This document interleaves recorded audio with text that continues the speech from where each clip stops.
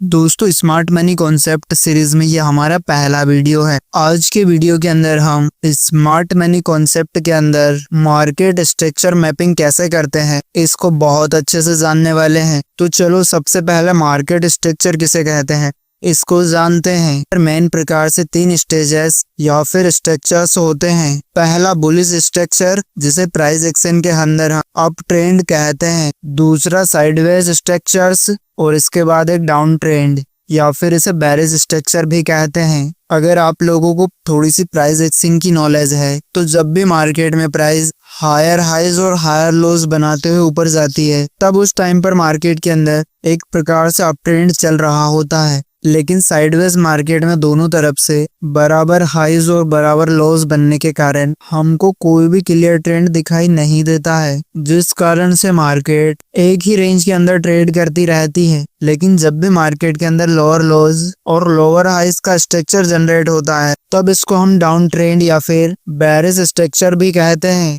ये मार्केट के अंदर चल रहा ट्रेंड या फिर स्ट्रक्चर को समझने का एकदम बेसिक तरीका है, जिसको हम प्राइस एक्शन के अंदर चार्ट को रीडिंग करते टाइम यूज करते हैं। लेकिन एसएमसी के अंदर मार्केट स्ट्रक्चर मैपिंग करते टाइम हमें ब्रेक ऑफ स्ट्रक्चर और चेंज ऑफ कैरेक्टर इन दोनों बातों का ध्यान रखना पड़ता है। तो चलो दोस्तों, सबसे पहले ब्रेक ऑफ स्ट्रक्चर यानी कि बॉस किसे कहते हैं इसको जानते हैं। यहाँ पर मार्केट इस प्रकार से हायर हाइज और हायर लोज का फॉर्मेशन बनाते हुए ऊपर जा रही है। स्मार्ट मनी कॉन्सेप्ट के अंदर जब भी मार्केट अपने पुराने हाई को ब्रेक देते हुए ऊपर जाती है और उस वाले हाई के पास थोड़ी देर ट्रेड करने के बाद फिर से नीचे आती है तब इसे हम ब्रेक ऑफ स्ट्रक्चर कहते हैं, क्योंकि इस जगह पर मार्केट में एक प्रकार से स्विंग हाई जनरेट हुआ था, मतलब एक पैटर्न बनाया था। अब मार्केट फिर से इस नीचे के पॉइंट से ऊपर जाती है तब मार्केट में बना हुआ ये पैटर्न मतलब ये स्ट्रक्चर ब्रेक हो जाता है, जिसके कारण एक न्यू हाई बनने से चार्ट के ऊपर एक और पैटर्न या फिर स्ट्रक्चर जनरेट हो जाता है। इस प्रकार से मार्केट हायर हाइज करते हुए ऊपर जाती है। प्राइस एक्शन में जब भी मार्केट इस तरह से मूव करती है तब इसे हम चार्ट पर बनने वाला एक प्रकार से चार्ट पैटर्न कहते हैं। और जब भी मार्केट अपने पुराने वाले पैटर्न को ब्रेक देते हुए एक नया पैटर्न बनाता है तब उसको प्राइस एक्शन की भाषा में हम पैटर्न ब्रेक इस नाम से जानते हैं। लेकिन सेम इसी चीज को स्मार्ट मनी कॉन्सेप्ट के अंदर ब्रेक ऑफ स्ट्रक्चर कहा जाता है। यहाँ पर सिर्फ नाम ही चेंज हुआ है लेकिन कॉन्सेप्ट वही का वही है। जब भी मार्केट अपने पुराने हाई को ब्रेक देते हुए ऊपर की ओर जाती है और फिर से अपने स्विंग हाई वाले पॉइंट से कम 50% का रिट्रेसमेंट लेते हुए नीचे आती है, इस टाइम पर हम इसको एक प्रकार से वैलिड ब्रेक ऑफ स्ट्रक्चर कहते हैं, जिस कारण हमारा पुराने वाला हाई इस जगह से शिफ्ट होते हुए इस वाले न्यू हाई में चेंज हो जाता है। और जब मार्केट नीचे से ऊपर जाते हुए एक बार फिर से अपने नए वाले हाई को ब्रेक देते हुए सेम उसी प्रकार से नीचे आती है तब इस जगह पर हमारा पुराने वाला स्विंग लो इस जगह पर नए स्विंग लो में कन्वर्ट हो जाता है। अब इस प्रकार से जो पैटर्न बनता है तब इसे एक वैलिड ब्रेक ऑफ स्ट्रक्चर कहा जाता है, जहां पर मार्केट एक स्ट्रॉन्ग पुल बैक लेते हुए नीचे आती है और फिर से ऊपर की ओर जाती है। लेकिन बहुत बार मार्केट के अंदर जब एक स्ट्रॉन्ग सा अप ट्रेंड चल रहा होता है उस टाइम पर मार्केट थोड़ा सा नीचे आकर फिर से ऊपर जाती है, जिससे मार्केट के अंदर इस तरह से सेलो पुल बैक बनता है। इस वाले पुल बैक को बहुत सारे नए ट्रेडर जो एसएमसी को सीख रहे हैं वो इसे वैलिड पुल बैक मानते हैं, लेकिन ये एक गलत प्रैक्टिस है। जब भी मार्केट अपने पुराने स्विंग हाई को ब्रेक करने के बाद नीचे आते हुए अपने पुराने वाले स्विंग लो से लेकर स्विंग हाई के कम से कम 50% या फिर इससे ज्यादा का पुल बैक लेती है तब इसे हम एक वैलिड पुल बैक कहते हैं। अब कौन सा पुल बैक वैलिड है और कौन सा इनवैलिड है इसको जानने के लिए आप लोग फिबोनाची रिट्रेसमेंट टूल का भी यूज कर सकते हैं। यहाँ पर मार्केट अप ट्रेंड के अंदर है, इसीलिए हम चार्ट के ऊपर हमारे स्विंग लो से लेकर स्विंग हाई तक इस प्रकार से फिबोनाची टूल को लगाते हैं तो मार्केट इस 0.50 या फिर 0.618 लेवल के आसपास रिवर्स नहीं जाती तब तक आप इसको एक वैलिड पुल बैक नहीं मान सकते हैं। इस प्रकार के पुल बैक को हम डीप पुल बैक भी कहते हैं। एक डीप पुल बैक लेने के बाद अगर मार्केट फिर से अपने पुराने वाले हाई को ब्रेक देते हुए ऊपर की ओर जाती है तब उस टाइम पर हम हमारे पिछले स्विंग लो को इस नए वाले स्विंग लो की तरफ शिफ्ट कर देते हैं। इसी प्रकार से मार्केट के अंदर स्ट्रक्चर मैपिंग करते हुए स्विंग हाईज और स्विंग लो को आगे शिफ्ट किया जाता है, लेकिन बहुत बार मार्केट एक छोटा सा करेक्शन लेते हुए नीचे आती है और फिर से अपना पुराने वाला ट्रेंड कंटिन्यू करती है। उस टाइम पर इस प्रकार के पुल बैक में मार्केट फिबोनाची टूल के 0.382 लेवल को टच करके या फिर उससे पहले ही रिवर्स हो जाती है। इस प्रकार के पुल बैक को सेलो पुल बैक कहते हैं। जब भी मार्केट के अंदर एक स्ट्रॉन्ग ट्रेंड चल रहा होता है, उस टाइम पर मार्केट थोड़ी देर के लिए पॉज लेती है, जिस कारण इस प्रकार के पुल बैक हमें मार्केट में देखने को मिलते हैं। इसी कारण से इन पुल बैक से बनने वाले लॉस के स्ट्रक्चर को और इसको हम स्ट्रक्चर मैपिंग में कंसिडर नहीं करते हैं, क्योंकि एक प्रकार से वैलिड पुल बैक नहीं है। अब ब्रेक ऑफ स्ट्रक्चर को जानने के बाद एसएमसी में चेंज ऑफ कैरेक्टर किसे कहते हैं, चलो थोड़ा इसे जानते हैं। यहाँ पर हम फिर से एक अप ट्रेंड का एग्जांपल लेते हैं। एक अप ट्रेंड के अंदर मार्केट जब भी हायर हाइज और हायर लोस बनाते हुए ब्रेक ऑफ स्ट्रक्चर करते हुए आगे जाती है, तब इसको हम एक स्ट्रॉन्ग अप ट्रेंड कहते हैं। यहाँ पर मार्केट नीचे से इस ऊपर के हाई पॉइंट तक आते हुए हर बार अपने पुराने हाई को ब्रेक देते हुए आगे आई है, लेकिन एक पॉइंट के बाद मार्केट अपने पिछले हाई को ब्रेक देने की बजाय अपने पिछले वाले लो पॉइंट को ब्रेक दे देती है। अब दोस्तों, पहले काफी टाइम से मार्केट में एक अप ट्रेंड चल रहा था, जहाँ पर मार्केट हायर हाइज बना रही थी। इसका मतलब मार्केट एक ही दिशा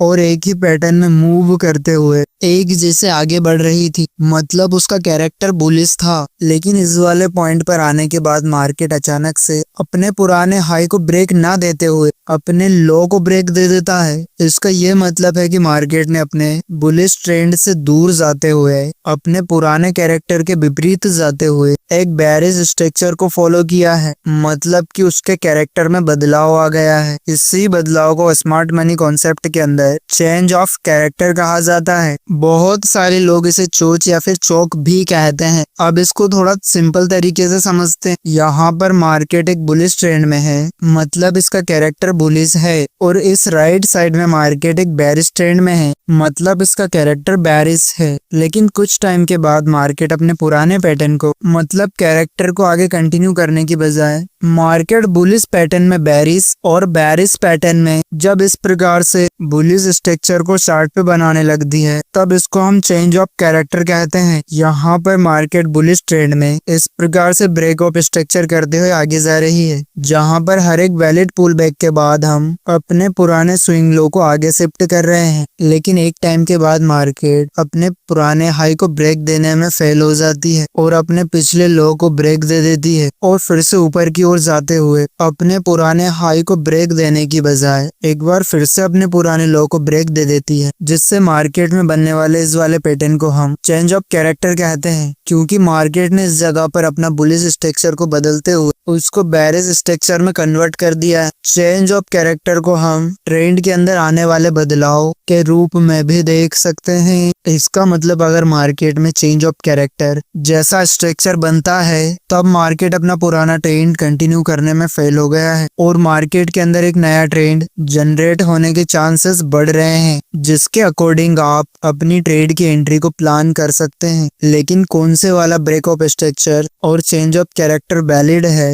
और कौन सा इनवैलिड है, इसको कैसे पहचानना है, चलो इसको थोड़ा जानते हैं। यहाँ पर मार्केट हायर हाइज और हायर लोस का स्ट्रक्चर बनाते हुए बुलिश ट्रेंड में ट्रेड कर रहा है। यहाँ पर पहली बार मार्केट अपने हाई को ब्रेक देती है और फिर से नीचे जाते हुए पुल बैक लेकर अपने पुराने वाले हाई को ब्रेक देने की कोशिश करती है, जिससे चार्ट के ऊपर इस हाई पॉइंट के पास एक लॉन्ग बिग वाली कैंडल बन जाती है। लेकिन ये एक प्रकार से वैलिड ब्रेक ऑफ स्ट्रक्चर नहीं है, क्योंकि इस जगह पर कैंडल की क्लोजिंग पहले वाले स्विंग हाई के ऊपर नहीं हुई है, जिसको हम स्मार्ट मनी कॉन्सेप्ट के अंदर लिक्विडिटी स्वैप कहते हैं। क्योंकि मार्केट ने इस वाले हाई के आसपास जिन भी सेलर्स के स्टॉप लॉस लगे हुए थे उनको हिट करने की कोशिश करी है। थोड़ी देर के बाद मार्केट एक छोटा सा पुल बैक लेते हुए ऊपर जाते हुए अपने पुराने स्विंग हाई के ऊपर कैंडल की क्लोजिंग देती है, तो इसे हम एक प्रकार से वैलिड ब्रेक ऑफ स्ट्रक्चर कह सकते हैं। जैसे ही हमको यहाँ पर एक वैलिड ब्रेक ऑफ स्ट्रक्चर मिलता, तब हम अपने पुराने स्विंग लो को इस नए स्विंग लो में शिफ्ट कर सकते हैं। थोड़ी देर के बाद मार्केट फिर से एक पुल बैक लेकर अपने पुराने स्विंग हाई को ब्रेक देने की कोशिश करती, लेकिन यहाँ पर भी कैंडल इस स्विंग हाई के ऊपर क्लोजिंग देने में फेल हो जाती है और मार्केट बहुत तेजी से नीचे आ जाती है। इसका मतलब यहाँ पर कोई भी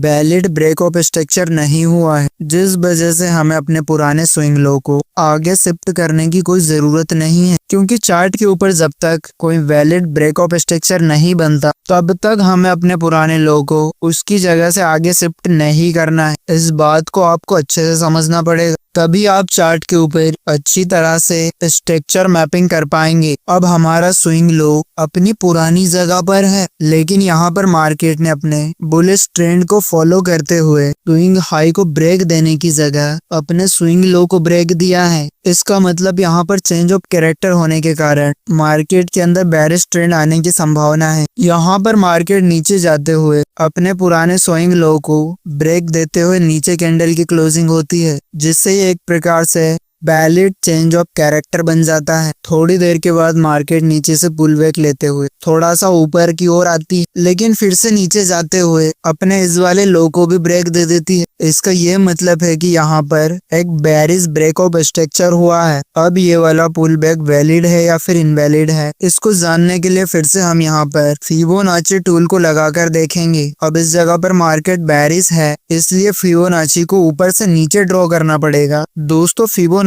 टूल को मार्केट में किस प्रकार से लगाना है, इसके ऊपर हमने एक फुल वीडियो बनाया है, आप उसको भी जाकर देख सकते हैं। अब आप यहाँ पर देखेंगे कि मार्केट ने 0.50 पे आकर फिर से रिवर्स किया है, जिस कारण ये एक वैलिड पुल बैक है। इसलिए मार्केट जैसे ही अपने पुराने वाले स्विंग लो को ब्रेक देती है, तब हम यहाँ पर ब्रेक ऑफ स्ट्रक्चर को मार्क देते हुए अपने पुराने वाले स्विंग हाई को इस नए वाले स्विंग हाई के पास ला सकते हैं। सेम इसी तरह से मार्केट में ब्रेक ऑफ स्ट्रक्चर और चेंज ऑफ कैरेक्टर को मार्क किया जाता है। हमने यहाँ पर इन दोनों कॉन्सेप्ट का सिर्फ एक बेसिक प्रकार का इंट्रोडक्शन ही देखा है। इसको रियल मार्केट के अंदर किस तरह से इस्तेमाल करना है, उसको हम आने वाले वीडियो के अंदर बहुत ही ज्यादा अच्छे से समझने वाले हैं। चलो अब हम थोड़ा स्ट्रॉन्ग हाई और स्ट्रॉन्ग लो को किस प्रकार से आइडेंटिफाई करना है, इसको भी जान लेते हैं। अब मार्केट के अंदर सबसे पहले वाला जो लो था, उसको हम एक स्ट्रॉन्ग लो कहते हैं, क्योंकि इस वाले लो को ब्रेक देते ही मार्केट ने अपने बुलिश ट्रेंड को चेंज करते हुए बेरिश ट्रेंड के अंदर कन्वर्ट कर दिया था। और यहाँ पर चेंज ऑफ कैरेक्टर से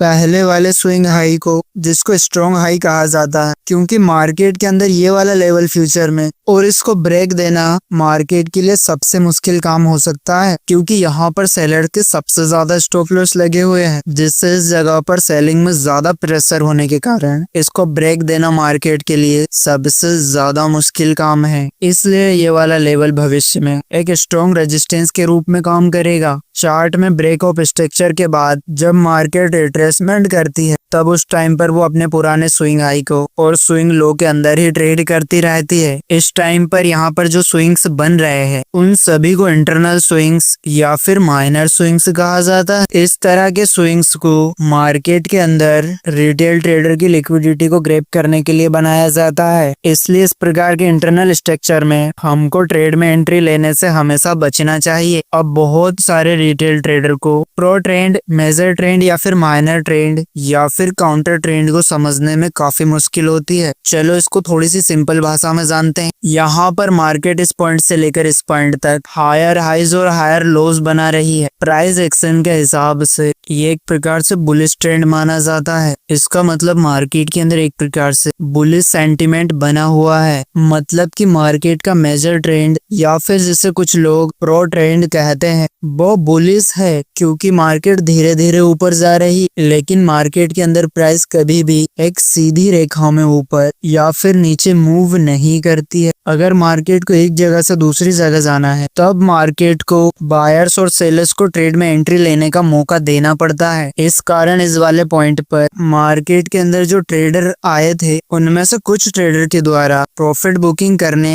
और कुछ नए सेलर्स आने के कारण मार्केट यहाँ पर थोड़ा नीचे आती है, जिस वजह से यहाँ पर फिर से कुछ नए बायर्स मार्केट के अंदर आ जाते हैं और ये वाला सिलसिला लगातार ऐसे ही चलता रहता है, जिस कारण मार्केट छोटे छोटे पुल बैक लेते हुए आगे जाती है। एक मेजर ट्रेंड के विपरीत दिशा में मार्केट के इसी बिहेवियर को हम लोग माइनर ट्रेंड या फिर काउंटर ट्रेंड कहते हैं। यहाँ पर बीच बीच में मार्केट ने रिट्रेसमेंट करते हुए जो छोटे मूव दिए हैं उनका समावेश काउंटर ट्रेंड में किया जाता है और इन सारी जगह पर सबसे ज्यादा रिटेल ट्रेडर को फंसाया जाता है, जिस कारण से आपको ट्रेडिंग जर्नी के अंदर अगर बड़े बड़े प्रॉफिट बनाना है तब आपका ध्यान हमेशा मार्केट के अंदर चल रहे मेजर ट्रेंड की साइड ही होना चाहिए और उसी दिशा के अंदर आपको आपकी ट्रेड एंट्री को प्लान करना पड़ेगा। अब दोस्तों इन सारे पॉइंट्स को हम 1 मिनट के अंदर जान लेते हैं। यहाँ पर मार्केट एक स्विंग हाई बनाकर नीचे आने के बाद फिर से अपने स्विंग को ब्रेक दे देती है, तब चार्ट के ऊपर ब्रेक ऑफ स्ट्रक्चर हो जाता है। मार्केट कुछ देर तक ऐसे ही हायर हाइज और हायर लोज बनाते हुए ऊपर जाने के बाद जब मार्केट अपने आखिरी वाले स्विंग लो को ब्रेक देती है, फिर से एक लोअर हाई लगाती है, तब यहाँ पर चेंज ऑफ कैरेक्टर हो जाता है। यहाँ पर हमारा मेजर ट्रेंड बुलिश है क्योंकि मार्केट हायर हाइज कर रही है और ये बीच के जो पुल बैक हैं वो हमारे काउंटर ट्रेंड हैं और साथ में ही ये स्विंग हाइज और ये वाले स्विंग लोज स्ट्रॉन्ग है और ये बीच में बन रहे स्विंग हाइज और स्विंग लोज को हम बिग हाइज एंड लोज कहते हैं और साथ में ही इनको इंटरनल स्ट्रक्चर भी कहा जाता है। यहाँ पर ये एक इनवैलिड पुल बैक है क्योंकि मार्केट यहाँ पर 50% से कम रिट्रेस हुआ है, तो एक वैलिड पुल बैक है क्योंकि यहाँ पर मार्केट ने एक डीप पुल बैक लिया है। दोस्तों इस वीडियो के अंदर हमने स्मार्ट मनी कॉन्सेप्ट के सिर्फ कुछ बेसिक कॉन्सेप्ट को बहुत ही कम टाइम के अंदर जानने की कोशिश करी है। अगले वीडियो के अंदर हम इससे एडवांस लेवल और रियल ट्रेडिंग के अंदर काम आने वाले कॉन्सेप्ट को 1 बाय 1 रियल मार्केट के अंदर बहुत ही अच्छे से फुल डिटेल के साथ और बहुत अच्छे से जानने की कोशिश करेंगे। तो दोस्तों अगर आपको हमारी ये वीडियो बहुत अच्छी लगी है तो वीडियो को लाइक करने के साथ ही चैनल को सब्सक्राइब जरूर करें। तो दोस्तों मिलता है नेक्स्ट वीडियो के अंदर, तब तक के लिए थैंक्स फॉर वॉचिंग वीडियो।